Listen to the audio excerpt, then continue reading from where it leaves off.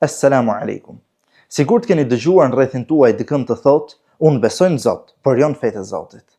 Me pak fjalë, ky besim deist do të thotë që Zoti i gjithësisë ekziston. Ai ka krijuar qiellin, tokën, ka krijuar njeriu dhe pas kësaj e ka patur arsyeshëm të dalë pension. Shikoni si ky lloj besimi nuk bën as pak sens. Këtu në këtë video do të përmendim disa argumente logjike që e rrëzojnë këtë lloj bindjeje.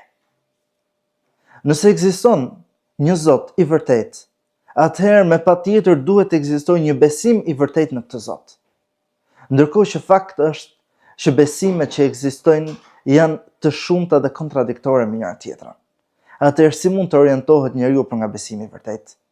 Si mund ta njohë njeriu besimin e vërtet mes këtyre besimeve të larmishme? Dikush do të thotë që mua mjafton mendja për të orientuar. A nuk janë të gjitha këto besime kontradiktore pjell e mendjeve njerëzore? Atëherë mendja nuk mjafton. Duhet diçka përtej mendjes. Si çështja e syrit. Syri është një aparat i mprehtë i jashtëzakonshëm. Mirë po që në mungesë të dritës së diellit nuk shikon. Po ashtu dhe mendja. Është e jashtëzakonshme. Mirë po në mungesën e dritës hyjnore nuk mund të orientohet për nga Zoti i gjithësisë. Mund ta dish ekzistencën e Zotit nëpërmjet mendjes, sepse është diçka e natyrshme. Mirë, po çfarë kërkon ky Zot? Për çfarë të ka krijuar? Cilat janë cilësitë e tij? Këto janë pyetje që përgjigjet e të cilave mund t'i gjesh vetëm se në fenë e Zotit. Imagjinoni sikur ta gjesh veten befas në një kështjell. Pyetjet e para që do t'i bësh vetes janë: ku jam këtu? Përse jam dhe kush më ka sjellur? Këto janë pyetje që njeriu ja bën natyrshëm vetes tij, çdo njeri. Në këtë kështjell të gjigante, teraca e cilës është qielli. Thot, përse jam unë këtu? Kush më ka sjellur? Çfarë do të bëhet me mua?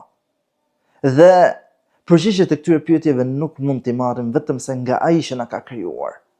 Ashtu si në rastin e kështjellës që vetëm se ai që të ka vendosur në kështjell mund t'tregojë. Imagjino sikur të kesh një aparat të mirë, të komplikuar. A do të fillosh ta godasësh me grushta në mënyrë që të ndizet, apo do të pyesësh për manualin e përdorimit? Normal që dytën, sepse nuk do ta çosh dëm aparatin.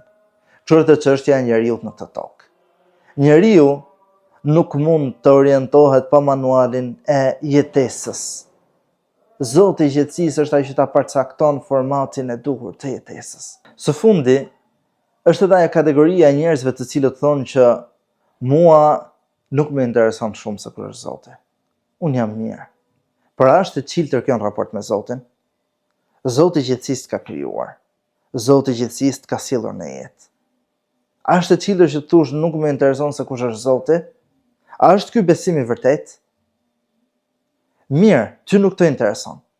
Po nëse Zotit që të ka krijuar i intereson, si mund të mësosh këtë? Duke gjetur lajmet e Zotit që ka çuar në tokë. Duke i kërkuar. Fakti që ty nuk të intereson nuk ndryshon gjë.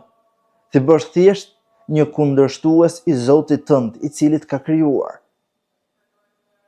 Shikoni pra se si këto besime të ndryshme nuk bëjnë sens.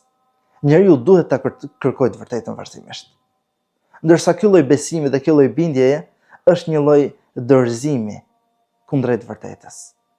Është një lloj mospërfillje e intelektit mendor që Zoti e ka vendosur tek njeriu.